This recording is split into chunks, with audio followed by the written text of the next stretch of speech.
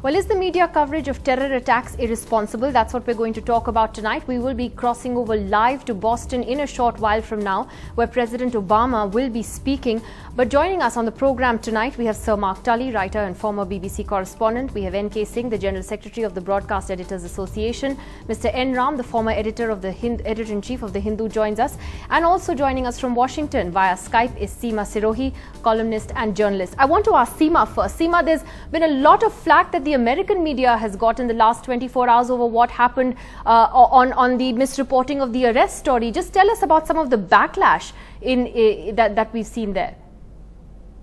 Well, it all started yesterday with some unconfirmed reports that they had a suspect who had been arrested. And a couple of the TV channels like CNN stayed with it for almost an hour. And they kept encouraging their guests to sort of speculate. It turned out to be absolutely wrong, and the FBI then finally issued a formal statement saying that no such thing had happened. But in the meantime, the TV channels got a lot of egg on their face because the speculation was going wild. There was talk about a dark-skinned suspect, and then one of the anchors was asking whether he spoke with a foreign accent. I mean, that was just very irresponsible.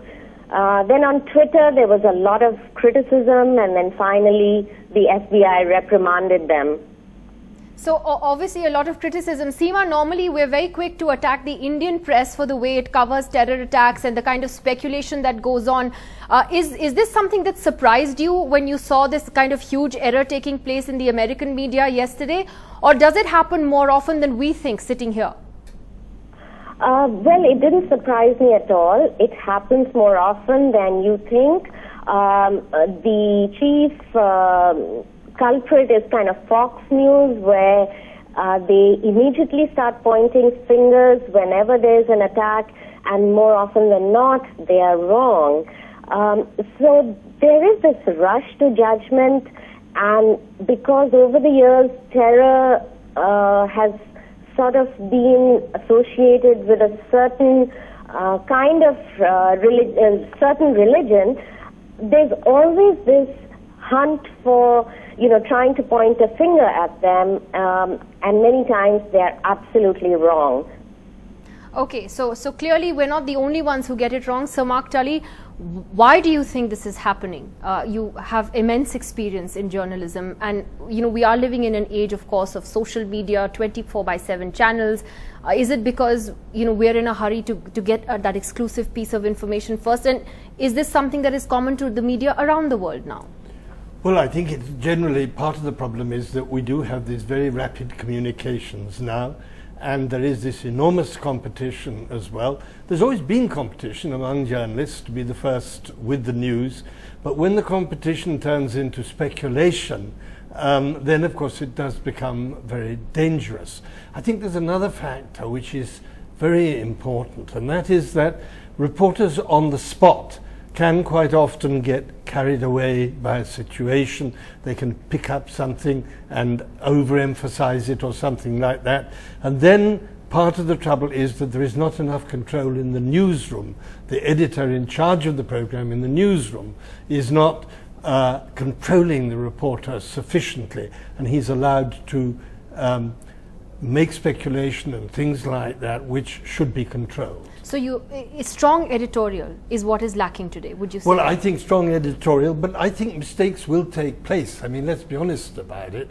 Mistakes will always take place, but I think strong editorial control can reduce these. Mr. N. Ram, when you look at, for instance, the Bangalore attacks here, how would you look at the media's coverage of Bangalore? Because we saw, like I said, within hours on television, some channels speculating about, whether it was ammonium nitrate. As Mr. N.K. Singh was pointing out, it's actually miraculous that within 30 minutes, some channels knew what kind of explosive it was. Others talking about which group it was. The print media also has some speculation on that today. Is that irresponsible, or do you think that, with multiple sources talking to multiple journalists, it's inevitable that you'll have this kind of reporting?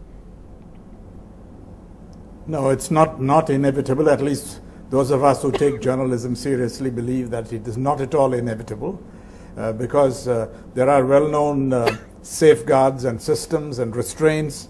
For example, an organization can clearly put it in a code of reporting, how to report, that how to verify, how not to presume, even in a competitive situation. And when mistakes occur, as soon as you find out, you must correct. Television channels, unfortunately, rarely correct. Some newspapers do, most of them don't, because they think it's, it'll be forgotten, and they get away with it. So I think those are some of the safeguards, but you can't rush to judgment in such cases, especially when, for example, Muslims feel very put upon, ordinary people, because whenever there's a blast, as Justice Karju has pointed out, the finger is immediately pointed at some Muslim individuals or some organization. However, they should not feel defensive either if it turns out that the initial report, scoop or tip, is right. So I think there are two sides to the coin, but I think it's not inevitable at all. You can have very responsible journalism and make it successful.